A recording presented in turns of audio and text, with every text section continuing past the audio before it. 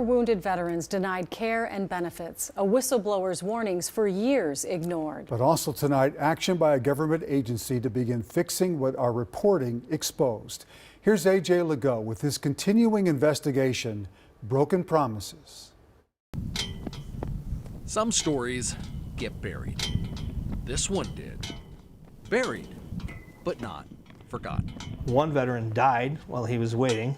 Even when the snow in Block D at the Lakeview Cemetery in Rib Lake, Wisconsin is so deep you can't find his headstone, the story of what was done to Vietnam veteran Donald Monheim has been waiting to be told. This just isn't right. Jeff Hein tried before to tell this story. No one listened. Is there any sense of how many men and women this could impact?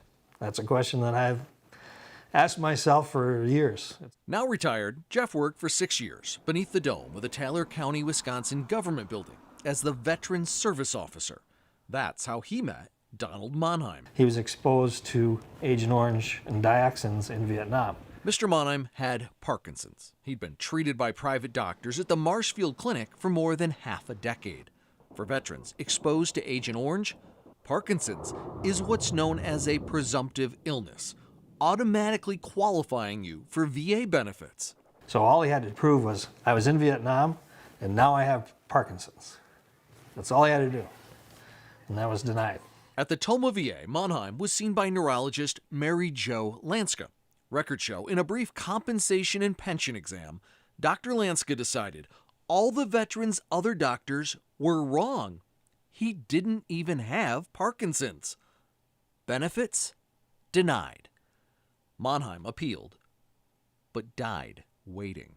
On his death certificate, listed as a contributing factor, Parkinson's. Jeff Hein had seen enough. He'd had other veterans go to Toma VA for benefit exams and see Dr. Lanska.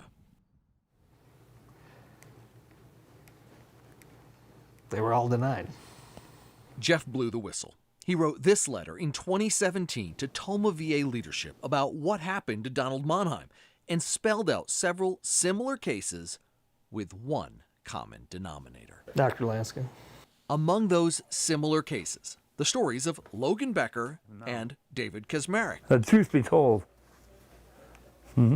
David served during both wars in Iraq, was exposed to toxic substances, and survived this suicide car bomb. This one I'm very proud of.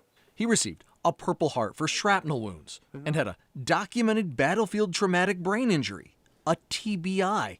He too developed Parkinson's, was diagnosed and treated by private doctors in Marshfield, and got sent to Toma VA for a benefits exam by Dr. Lanska.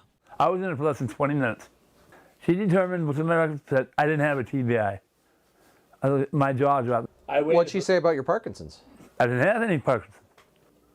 I spent about 5 minutes in her office. Logan Becker had 3 battlefield blows to his head, including being knocked unconscious, ejected out the top of this armored personnel carrier when it drove over a bomb. Ever since, debilitating headaches, mood changes, sleepless nights. He filed for TBI benefits. Dr. Lanska claimed all his symptoms were because he worked part-time for a DJ service, not from his combat service. Denied, denied, denied. Not being a neurologist, I'm just an old infantry grunt, but it didn't make any sense. Jeff, in his letter, asked Toma VA to review the cases to determine their correctness and look into Dr. Lanska's other cases. So what did leadership here at the Toma VA do when they received that whistleblowing letter? The answer is apparently nothing. The only message that I ever got back is it's being looked into. Nothing changed? Not that I'm aware of, but I stopped sending people over there. For the past year, Kara Levin's Broken Promises investigation exposed how Dr. Lanska misdiagnosed veteran after veteran after veteran, resulting in benefits and, in some cases like Brandon Winishek's, medical care itself for his traumatic brain injury being denied. I was struggling to, not kill myself. Dr. Lanska has never responded to emails or phone calls. Dr. Lanska, So we AJ recently Legault from knocked on her Carolina door. I'd like to ask you some questions about all the veterans that you've been misdiagnosing. Does not look like she wants to talk to us. The VA itself has also refused to speak with us.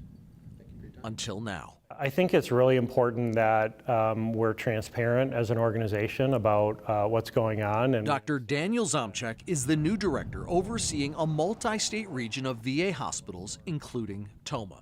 He says so far, they've found no record of receiving or doing anything with that whistleblowing letter Jeff Hein wrote more than 5 years ago. the letter that you're referring to, dated in 2017, we received just recently, actually from your office, in preparation of this, of this meeting.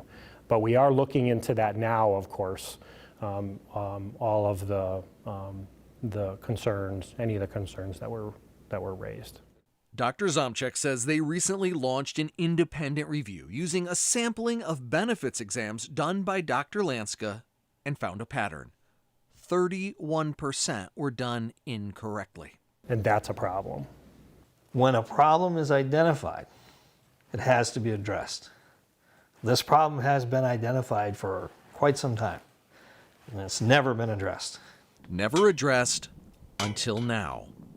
Some stories just won't stay buried. VA Secretary Dennis McDonough, who's from here in Minnesota, was just recently asked in a press conference about what our investigation exposed.